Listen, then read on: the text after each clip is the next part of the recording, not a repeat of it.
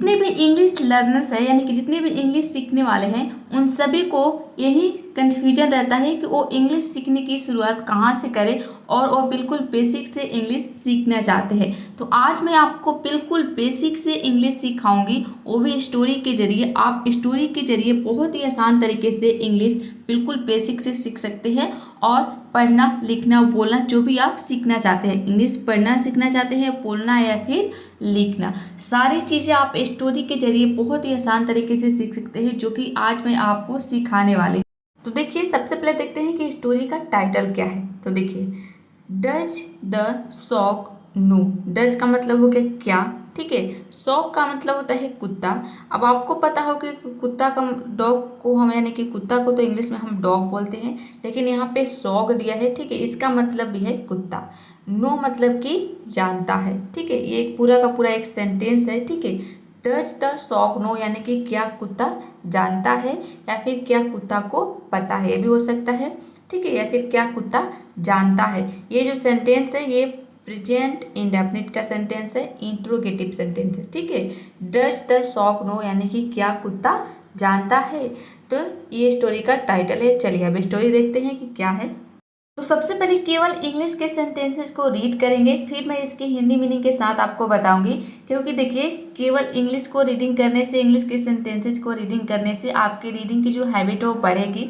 और यहाँ पे केवल इंग्लिश के सेंटेंसेस लिखी हूँ ताकि आप इसका स्क्रीनशॉट ले सके और बिना देखे खुद से पढ़ने की कोशिश करें। और ये भी मैं आपको बताने वाली हूँ कि ये स्टोरी आपको कहाँ पर मिलेगा, ये जो बुक है कहाँ पर मिलेगा, वो भी बिल्कुल फ्री में, आपको 1 रुपया भी नहीं देना है। बिल्कुल फ्री में इस बुक को आप प्ले स्टोर से इंस्टॉल कर सकते हैं और खुद से पढ़ने की कोशिश कर सकते हैं और बहुत ही आसान तरीके से इंग्लिश सीख जाएंगे। तो देखिए, पढ़ते हैं सबसे पहले इसको। Once there were 2 classmates, Pat and Tom. One day, Pat went to Tom's house to borrow a book. On the entrance, he found a dog standing. Seeing Pat, it started barking. Pat got frightened. तो यहाँ तक आप देखिए, ये जो इसमें एक sentence आपको दिख रहा है, वंस से लेकर यहाँ तक है, ये कहाँ पे इसका फुल स्टॉप है, टॉम तक। तो देखिए, इतना लंबा सेंटेंस होते ही हम कंफ्यूज हो जाते हैं कि किस तरह से इसको हम हिंदी में ट्रांसलेट करेंगे। चलिए मैं आपको एक एक करके बताती हूँ। तो देखिए, ट्रांसलेट करने से पहले सबसे पहले तो इसमें जितने सारे वर्ड्स आपको दिख रहा है उसकी हिंदी मीनिंग पता होना चाहिए कि इसकी हिंदी में मीनिंग क्या होती है, तभी जाके आप इंग्लिश पढ़ पाएंगे, ठीक है, और इसके मतलब को समझ पाएंगे। तो वर्ड्स बहुत ही ज़रूरी है, वर्ड्स के मतलब जानना बहुत ही ज़रूरी है। तो इसमें आप सारी चीज़ें सीख रहे हैं, यानी कि आप वोकैब भी सीख रहे हैं, वर्ड्स भी सीख रहे हैं, नए नए आपको वर्ड्स भी सीखने को मिलेगा और उस वर्ड्स को आप यूज करना भी सीखेंगे, साथ ही साथ आप पढ़ना भी सीख रहे हैं, बोलना भी सीखेंगे। सारी चीज़ें आप सीख रहे हैं स्टोरी के जरिए, ठीक है, बिल्कुल आसान तरीके से। और स्टोरी में आपने क्या सीखा ये भी आपको पता चलेगा, आपको मोटिवेशन भी मिलेगा साथ में। तो देखिए, वंस, वंस का मतलब होता है एक बार। देयर वर, यहाँ पे देखिए देयर का मतलब कुछ भी नहीं है। जब भी सेंटेंस में अगर कोई सब्जेक्ट नहीं रहता है तो वहाँ पे हम देयर का यूज करते हैं। तो देखिए, यहाँ पे देयर का मतलब कुछ भी नहीं है। वर का मतलब होता है थे। 2 क्लासमेट्स, क्लासमेट्स का मतलब होता है सहपाठी, 2 सहपाठी, ठीक है। 2 क्लासमेट यानी कि 2 सहपाठी। और देखिए, यहाँ पे आगे सहपाठी का नाम दिया है कि दोनों सहपाठी का नाम क्या है। तो एक का नाम है पैट एंड टॉम, यानी कि पैट और टॉम, ठीक है। दूसरे का नाम है टॉम। तो यहाँ तक आप पहले हम देख लेते हैं कि देखिए, वंस एक बार 2 सहपाठी थे, कौन कौन, पैट और टॉम, ठीक है। वन डे, एक दिन, पैट वेंट यानी कि पैट गए, गो का सेकंड फॉर्म है वेंट यानी कि गए, कहाँ गए, आगे देगा कि वो कहाँ गए, टू टॉम्स हाउस यानी कि टॉम के घर, ठीक है। टॉम्स हाउस का मतलब है कि टॉम के घर, टू टॉम्स हाउस यानी कि टॉम के घर। कहीं जाने के लिए, कहीं किसी जगह पे जाने के लिए हम टू का प्रयोग करते हैं। जैसे कि वह पटना जा रहा है तो हम बोलते हैं ना, he is going to Patna, to लगाते हैं, टू पटना। तो उसी तरह से यहाँ पे भी लगा है कि वो पैट के घर गए, ठीक है। तो हो जाएगा पैट, यहाँ पे देखिए एक दिन, ठीक है, वन डे, एक दिन पैट गए, कहाँ गए, टॉम्स के हाउस, यानी कि टॉम के घर गए, पैट टॉम के घर गए। तो यहाँ पे भी जाने की बात हो रही है, इसलिए यहाँ पे टू लगा है, ठीक है। तो पैट जो है वो टॉम के घर गए, किस लिए गए, अब यहाँ पे देखिए आगे बताएगा कि किस लिए जो पैट है वो टॉम के घर गया। टू बोरो, बोरो का मतलब होता है किसी से उधार लेना कोई चीज़, टू बोरो यानी कि उधार लेने के लिए, यहाँ पे टू का मतलब है के लिए और बोरो मतलब कि उधार लेना, ठीक है। तो हो जाएगा उधार लेने के लिए, क्या उधार लेने के लिए, अ बुक, ठीक है, एक किताब। तो जो एक बार देयर वर टू क्लासमेट, दो सहपाठी थे, एक का नाम था पैट और दूसरे का नाम था टॉम, ठीक है। एक दिन पैट जो है वह टॉम के घर गया, ठीक है, टॉम्स हाउस, पैट टॉम के घर गया, किसके लिए गया, किताब उधार लेने के लिए गया। ऑन द एंट्रेंस, तो ऑन द एंट्रेंस का मतलब होता है प्रवेश द्वार, ठीक है, प्रवेश द्वार। ही फाउंड यानी कि ऑन द एंट्रेंस यानी कि प्रवेश द्वार पर जो पैट था उसने पाया, क्या पाया, ही फाउंड यानी कि उसने पाया, ठीक है, क्या पाया, और डॉग स्टैंडिंग यानी कि एक कुत्ता खड़ा, ठीक है, एक कुत्ता खड़ा पाया कि जो टॉम के घर गया था पैट, तो पैट जो था उसने एक कुत्ता को पाया, कहाँ पे पाया, टॉम के घर, और वो कुत्ता दरवाजे पर खड़ा था, ठीक है। एंट्रेंस यानी कि प्रवेश द्वार पर ही वो कुत्ता क्या था, स्टैंडिंग मतलब कि एक खड़ा कुत्ता था।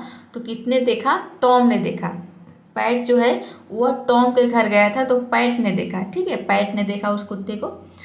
सीइंग, सीइंग का मतलब है पैट यानी कि पैट को देखकर, ठीक है, सीइंग का मतलब है यहाँ पे देखकर, पैट यानी कि पैट को, ठीक है, पैट को देखकर ईट स्टार्टेड बार्किंग, यहाँ पे ईट किसके लिए आया है, ईट आया है कुत्ते के लिए, कि कुत्ते ने क्या किया, भौंकने लगा, ठीक है, वो भौंकने लगा, स्टार्टेड मतलब कि कोई काम होने लगा, करने लगा, ठीक है, तो वह भौंकने लगा, इट स्टार्टेड बार्गिंग, जैसे बोलते हैं कि बारिश होने लगी तो बोलते हैं इट स्टार्टेड रेनिंग, ठीक है, इस तरह से।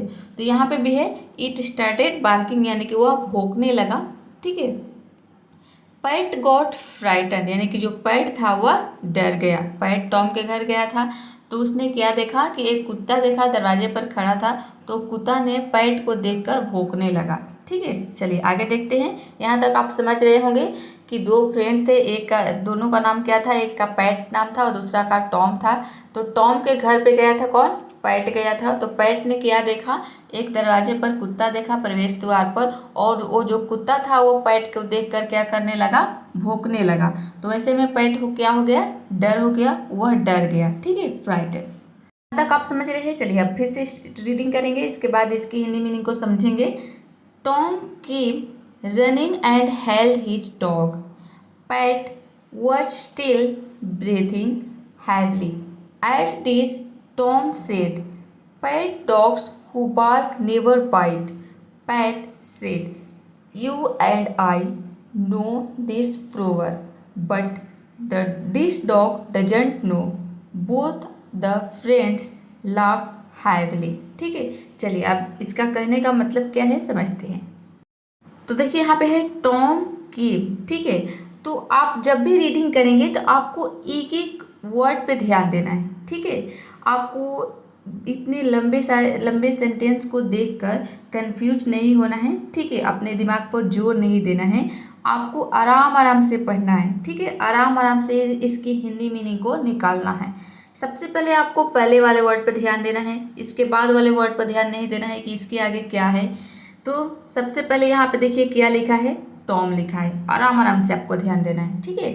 तो देखिए यहाँ पे क्या लिखा है, टॉम लिखा है। देखिए मैं कितने आसान तरीके से मैं आपको बता दूंगी, आपको लगेगा कि बहुत ही आसान है, लेकिन इसके पहले आपने मैंने यहाँ पे पढ़ा, तो यदि आप बिगिनर्स है तो आप जरूर ही कंफ्यूज हुए होंगे कि इतने सारे इंग्लिश यहाँ पे लिखा है तो इसकी मीनिंग क्या होगी, ठीक है। अब देखिए इसी इंग्लिश को मैं यहाँ पे कितना ईजी बना दूंगी, जो कि आपको लगेगा कि बहुत ही आसान है। तो देखिए यहाँ पे टॉम लिखा है, ठीक है, और यहाँ पे देखिए क्या है, केम है, तो ये तो बेसिक वर्ड है। कम का मतलब सभी को पता होता है कि आना होता है, तो उसी का यहाँ पे सेकेंड फॉर्म दे दिया है केम। अब देखिए जितने भी वर्ब्स है तो उसके first form, second form, third form भी आना चाहिए, तभी आप समझ पाएंगे, ठीक है। तो फॉर्म्स भी बहुत ही ज़रूरी है।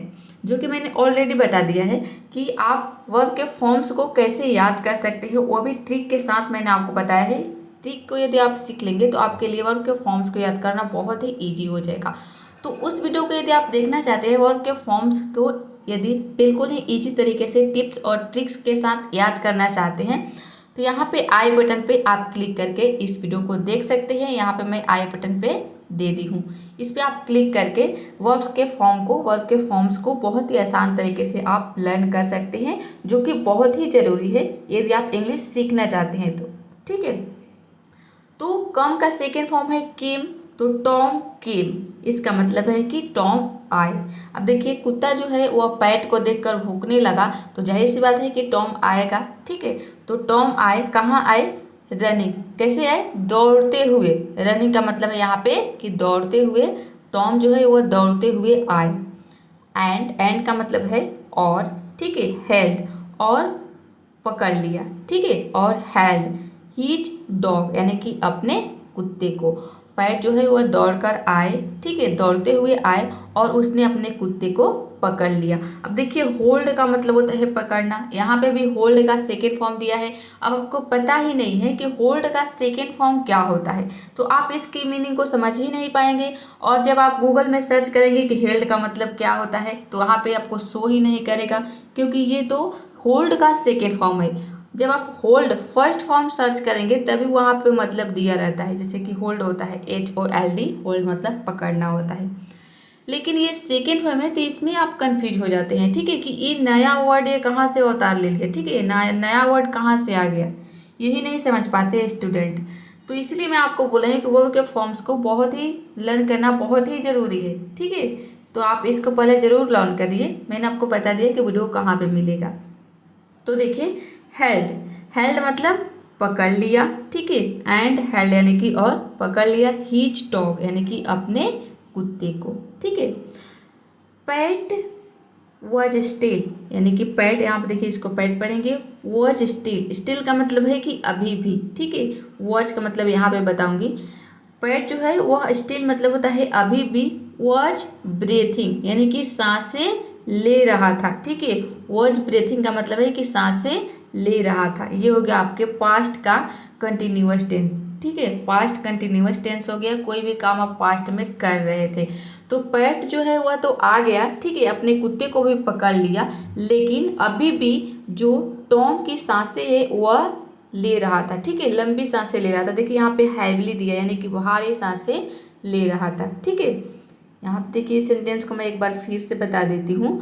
देखिए पैट, ठीक है, यहाँ पे दिया है पैट, पैट हो गया। ठीक है, वॉज स्टिल, स्टिल मतलब होता है अभी भी। वॉज ब्रीथिंग यानी कि सांसें ले रहा था, पैट अभी भी सांसें ले रहा था। हैविली, हैविली का मतलब होता है कि भारी, यानी कि पैट के आने के बाद भी जो टॉम है वो अभी भी, टॉम के बाद टॉम आया है। ठीक है, तो टॉम के आने के बाद भी पैट जो है वो लंबी सांसें ले रहा था। ठीक है, एट दिस का मतलब होता है इसी पर। टॉम, ठीक है, सेड, टॉम ने कहा। सेड का मतलब है कहना। अब यहाँ पे भी देखिए से का सेकंड फॉर्म दिया है सेड। ठीक है, से होता है SAY। ठीक है, तो उसी का यहाँ पे सेकंड फॉर्म है सेड, मतलब कि कहा। टॉम ने क्या कहा? जो पैट हैविली सांसें यानी कि भारी सांसें ले रहा था, तो उसी पे टॉम ने कहा, क्या कहा? पैट, पैट, यहाँ पे देखिए कॉमा दिया है, मतलब कि आपको रुकना है। ठीक है, पैट, पैट हो गया। डॉग्स यानी कि कुत्ते। हु बार्क, अब देखिए यहाँ पे डॉग्स यानी कि कुत्ते। हु बार्क्स मतलब जो भौंकते हैं। हु का मतलब है यहाँ पे जो।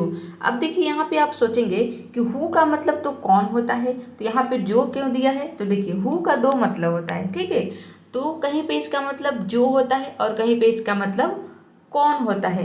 तो यदि इसके बाद कोई हेल्पिंग वर्ब आ रहा है, जैसे कि is, am, are, watch, have, has, तो कोई भी कैन, कुड, कोई भी मॉडल वर्ब, कोई भी हेल्पिंग वर्ब हो सकता है। ठीक है, तो अगर इसके बाद कोई हेल्पिंग वर्ब आ रहा है हु के बाद, तो आपको समझ जाना है कि यहाँ पे हु का मतलब कौन है।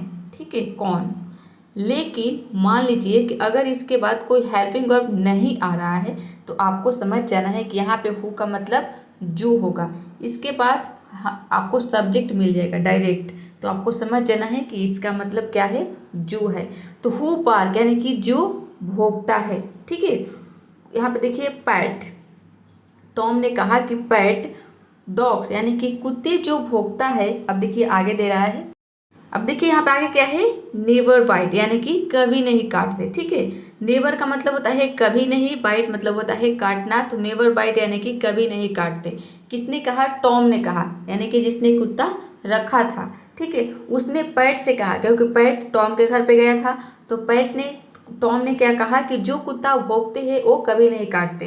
किसने कहा, टॉम ने कहा पैट से, ठीक है। तो देखिए अब पैट जवाब दे रहा है कि पैट सेड यानी कि पैट ने कहा, क्या कहा, यू एंड आई यानी कि तुम और मैं, नो मतलब कि जानते हैं, ठीक है। पैट ने क्या कहा कि तुम और मैं जानते हैं, क्या जानते हैं, दिस प्रोवर्ब यह कहावत कि जो कुत्ता भौंकते हैं वह काटते नहीं, तुम और मैं जानते हैं, ठीक है। किसने कहा, ये पैट ने कहा कि तुम और मैं जानते हैं, ये कहावत, प्रोवर्ब यानी कि यह कहावत, ठीक है, तुम और मैं जानते हैं कि यह जो कुत्ता भौंकता है वह काटता नहीं है, ठीक है। बट का मतलब है लेकिन, दिस डॉग यह कुत्ता डजंट नो यानी कि नहीं जानता, ठीक है। पैट ने कहा टॉम से कि तुम और मैं यह कहावत जानते हैं कि जो कुत्ता भौंकता है वह काटता नहीं है, लेकिन वो कुत्ता को नहीं पता है, वो कुत्ता नहीं जानता है यह कहावत। बोथ द फ्रेंड्स यानी कि दोनों दोस्त, ठीक है। बोथ द फ्रेंड्स मतलब कि दोनों दोस्त लाफ्ड हार्टली, ठीक है, खिलखिलाकर हंस पड़े। हार्टली का मतलब है कि दिल से, यानी कि जब भी हम दिल से खिलखिलाकर हंसते हैं तो उसको बोलते हैं हार्टली, ठीक है। तो वह खिलखिलाकर हंस पड़े, कौन, बोथ द फ्रेंड्स। क्यों हंस पड़े, क्योंकि उसने एक कहावत कही, किसने कही, टॉम ने कही कि जो कुत्ता भौंकते हैं वह काटते नहीं।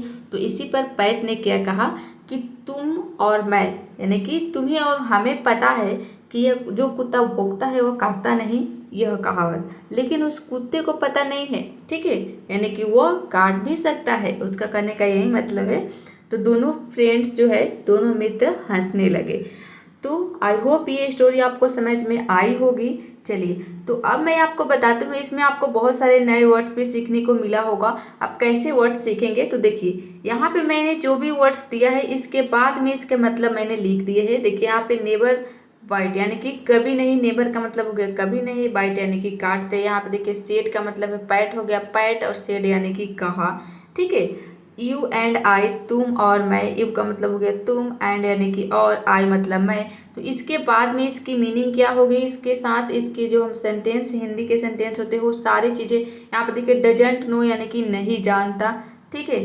ये जो सेंटेंस है ये पास्ट प्रेजेंट इंडेफिनिट का नेगेटिव सेंटेंस है, ठीक है। तुम्हें और हमें पता है, ठीक है। बोथ द फ्रेंड्स यानी कि दोनों दोस्त, लाफ्ड हंस पड़े। यहाँ पे भी देखिए लाफ होता है, LAUGH लाफ, केवल ईडी को यहाँ पे हटा देंगे तो ये लाफ होता है, इसका मतलब हंसना होता है।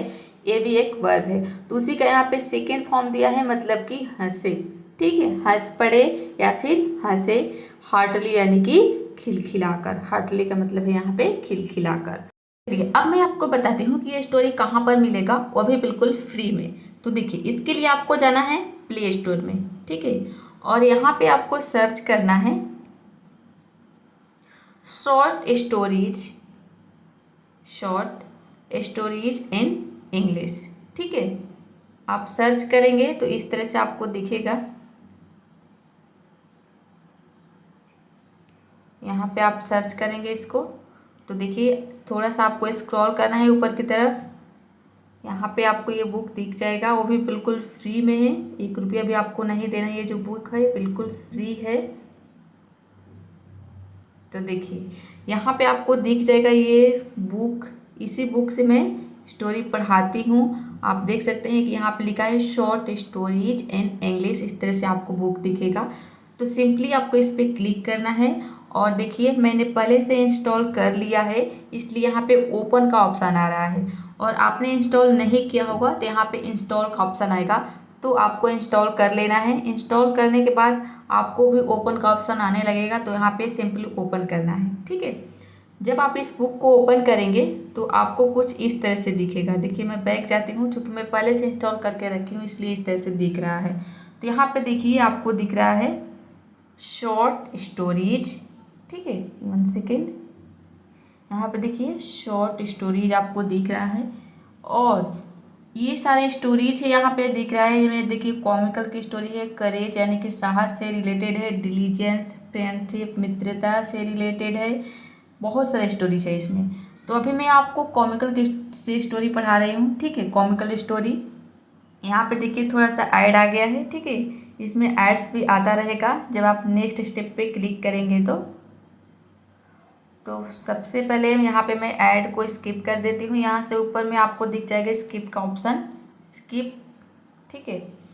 तो देखिए यहाँ पे स्टोरी आ गया कॉमिकल की। तो यहाँ पे देख सकते हैं कि आप सारी स्टोरी यदि पढ़ना चाहते हैं तो देखिए मैं इसके पहले ये स्टोरी पढ़ा चुकी हूँ, ठीक है, एन अनफेयर वर्ल्ड। यदि आप नहीं पढ़े हैं इस स्टोरी को, वीडियोज नहीं देखे हैं, तो आपको जाना है मेरे चैनल के प्ले स्टोर में, ठीक है, प्ले लिस्ट में, प्ले स्टोर नहीं प्ले लिस्ट में जाना है और वहाँ पे आप देखेंगे कि स्टोरी से इंग्लिश सीखे। वहाँ पे मैंने लिखा है कि स्टोरी से इंग्लिश सीखे। तो जब आप उस पर क्लिक करेंगे तो आपको सारे स्टोरीज मिल जाएंगे और जितने सारे स्टोरी उसमें हैं सभी इसी बुक से है। तो ये मैं पहले पढ़ा चुकी हूँ और आज मैंने पढ़ाया है ये वाला स्टोरी, ठीक है। यहाँ पे आप देख रहे हैं डज द शॉक नो। तो आज की ये स्टोरी है, इस पर आप क्लिक करेंगे इस तरह से तो आपको स्टोरी दिख जाएगा। देख सकते हैं कि बहुत ही छोटा स्टोरी है, ठीक है। तो आपको पहले छोटे छोटे ही स्टोरी पढ़ना है, शॉर्ट स्टोरीज पढ़ना है, जिससे कि आपको बोरिंग फील ना हो, ठीक है। आप लंबे स्टोरी को उठा लेंगे तो आपको बोरिंग फील होने लगेगा, ठीक है। लंबे स्टोरी को ना तो आप समझ पाएंगे और ना ही आप कुछ सीख पाएंगे, तो आपको लगेगा कि बहुत ही डिफिकल्ट है इंग्लिश सीखना। इसलिए मैं शॉर्ट स्टोरी से स्टार्ट की हूँ और वीडियो भी थोड़ा लंबा नहीं होगा, आपको समझ में भी आएगा। इसमें जितने सारे वर्ड्स देख रहे हैं सभी बेसिक वर्ड्स हैं, ठीक है। तो बिगिनर्स के लिए बहुत ही आवश्यक है और कई सारे स्टूडेंट को लगता है कि वो सब कुछ सीख गए हैं, लेकिन बहुत सारी चीज़ें होती है जो कि मिसिंग होती है, उनको पता नहीं होती है। उनको लगता है कि हम एडवांस लेवल पर चले गए हैं, लेकिन कहीं ना कहीं उनको चीज़ें समझ में नहीं आती है। तो उनके लिए भी बहुत ही ज़रूरी है आप अपने आप को एडवांस ना समझें। आपको समझ में नहीं आ रहा है तो आप वीडियोज़ को देखिए और समझिए। आप देखिए मैंने आपको बता दिया कि ये बुक कहाँ पे मिलेगा, ठीक है। और कल यानी कि नेक्स्ट डे में आएगा ये वाला स्टोरी, जो कि यहाँ पर देख सकते हैं कि यहाँ पे स्टोरी है एक, इसके बाद वाला स्टोरी। मैं सारी स्टोरी आपको पढ़ाऊँगी आप लोगों को इसी बुक से। तो इस बुक को आपको डाउनलोड कर लेना है, ठीक है। इंग्लैंड और लंदन इस स्टोरी का नाम है, ठीक है। तो नेक्स्ट वीडियो में ये स्टोरी आएगा। तो अभी तक आपने चैनल को सब्सक्राइब नहीं किया है और आप स्टोरी के जरिए बहुत ही आसान तरीके से इंग्लिश सीखना चाहते हैं तो इस चैनल को सब्सक्राइब कर लीजिए और वीडियो को लाइक कर दीजिए। चलिए मिलते हैं। लाइक इसलिए कर दीजिए ताकि हमें भी थोड़ा मोटिवेशन मिले, ठीक है, आगे वीडियो बनाने के लिए। आपके लाइक से हमें मोटिवेशन मिलता है, ठीक है। चलिए मिलते हैं नेक्स्ट वीडियो। तब तक के लिए आपको क्या करना है, प्रैक्टिस करना है कि प्रैक्टिस कीप लर्निंग।